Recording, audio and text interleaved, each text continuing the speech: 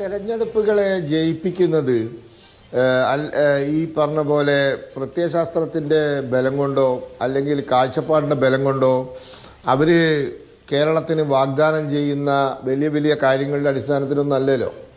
ഇവിടെ കേരളത്തിലെ തെരഞ്ഞെടുപ്പിൽ ആളുകൾ എങ്ങനെ ജയിക്കുന്നത്? ഇവിടത്തെ കുറേ സാമുദായിക സംഘടനകൾ, ജാതി സംഘടനകൾ, മതസംഘടനകൾ, ഇപ്പോൾ ഈ കഴിഞ്ഞ കുറച്ചു കാലമായി തീവ്രവാദ സംഘടനകൾ വരെ തെരഞ്ഞെടുപ്പിലെ വലിയ തോതിൽ സ്വാധീനിക്കുന്നുണ്ട്. ഈ പാർട്ടികളെ ഈ എന്താ പറയുക, ഈ സംവിധാനങ്ങളെയൊക്കെ നന്നായിട്ട് ആർക്കാണ് മാനേജ് ചെയ്യാൻ പറ്റുക? ആ മാനേജ് ചെയ്യുന്നവർക്കാണ് കേരളത്തിൽ തെരഞ്ഞെടുപ്പിൽ ജയിക്കാൻ സാധിക്കുക.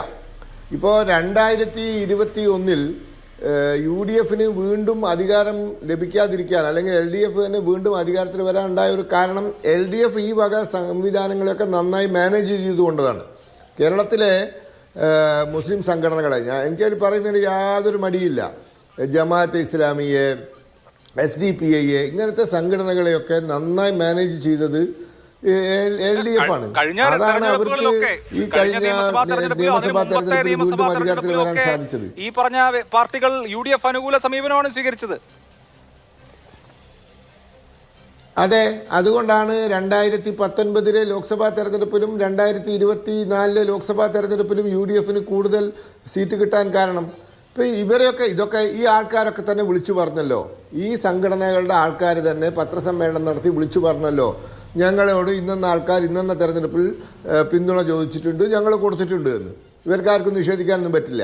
അപ്പം അതൊക്കെ മാനേജ്മെൻറ്റിൻ്റെ കഴിവിലാണ് തെരഞ്ഞെടുപ്പ് ജയിക്കുന്നതും തോൽക്കുന്നതൊക്കെ. പക്ഷേ അതുകൊണ്ടൊന്നും ഒരു പാർട്ടി അല്ലെങ്കിൽ ഒരു സംവിധാനം, ഒരു രാഷ്ട്രീയ പാർട്ടിക്ക് അധികകാലം മുന്നോട്ട് പോകാൻ പറ്റില്ല. ഇതൊക്കെ കുറച്ചു കാലമൊക്കെ ഈ സംവിധാനം വെച്ചിട്ട് അങ്ങനെയൊക്കെ മുന്നോട്ട് പോകാൻ സാധിക്കും. ഇപ്പോൾ ദേശീയ തലത്തിൽ കോൺഗ്രസ് ഇന്ന് എത്തി നിൽക്കുന്ന അവസ്ഥ തന്നെ ഒരു പാഠമാണ്. എങ്ങനെയാണ് കോൺഗ്രസ് കഴിഞ്ഞ കാലങ്ങളിൽ ഇന്ത്യയിൽ ഇത്രയും കാലം തുടർച്ചയായി ഭരിക്കാൻ സാധിച്ചത്? കോൺഗ്രസ്സിന് ഇത്തരത്തിലുള്ള ശക്തികളൊക്കെ നന്നായി മാനേജ് ചെയ്യാൻ സാധിച്ചു. ഇന്ന് അതിലും ബുദ്ധിപരമായി, അല്ലെങ്കിൽ അതിലും എന്താ പറയുക, സ്മാർട്ടായി, ഇപ്പോൾ സ്മാർട്ട് എന്ന വാക്ക് ഉപയോഗിക്കുക, സ്മാർട്ടായി സോഷ്യൽ എഞ്ചിനീയറിംഗ് നടത്തുന്ന BJP വളർന്നു വന്നു. BJPയുടെ ഇന്ത്യയിലെ വളർച്ചയും വിജയത്തിന് പിന്നിൽ സോഷ്യൽ എഞ്ചിനീയറിംഗ് ആണ്, അതിനൊരു തർക്കമില്ല. അപ്പം നല്ല രീതിയിൽ സോഷ്യൽ എഞ്ചിനീയറിംഗ് നടത്തുന്ന വേറൊരു പാർട്ടി BJP വളർന്നു വന്നപ്പോൾ കോൺഗ്രസ് സ്ഥിരമായി പരാജയപ്പെടാൻ തുടങ്ങി. അവരല്ലാതെ വേറെ ആരുമില്ലാതിരുന്ന പല സംസ്ഥാനത്തും ഇപ്പോൾ 0 സീറ്റൊക്കെയാണ് കിട്ടുന്നത്.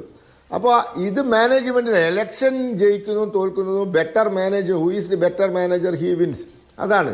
അപ്പോൾ അതിനെ നിങ്ങൾ ഈ പ്രത്യയശാസ്ത്രമായിട്ടൊന്നും കൂട്ടിക്കിഴക്കണ്ട.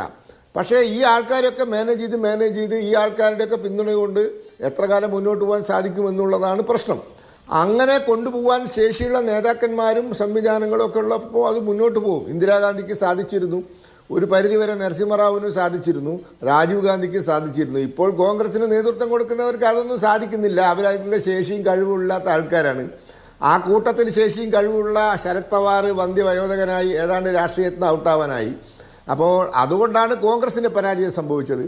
CPM-ൽ ഇപ്പോൾ പിണറായി വിജയൻ എന്ന് പറയുന്ന നല്ലൊരു മാനേജറുണ്ട്. അദ്ദേഹം നല്ല മാനേജ്മെൻറ്റ് വിദഗ്ധനാണ് ഈ വക കാര്യങ്ങളൊക്കെ മാനേജ് ചെയ്യാൻ.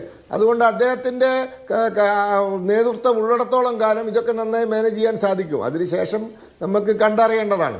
അടിസ്ഥാനപരമായി ഒരു കമ്മ്യൂണിസ്റ്റ് പാർട്ടിയും ഒരു ജനാധിപത്യ സംവിധാനത്തിൽ അധികാരം മുന്നോട്ട് പോകില്ല. കാരണം ഒരു കമ്മ്യൂണിസ്റ്റ് പാർട്ടിക്കും ഒരു ജനാധിപത്യവും ഇല്ല.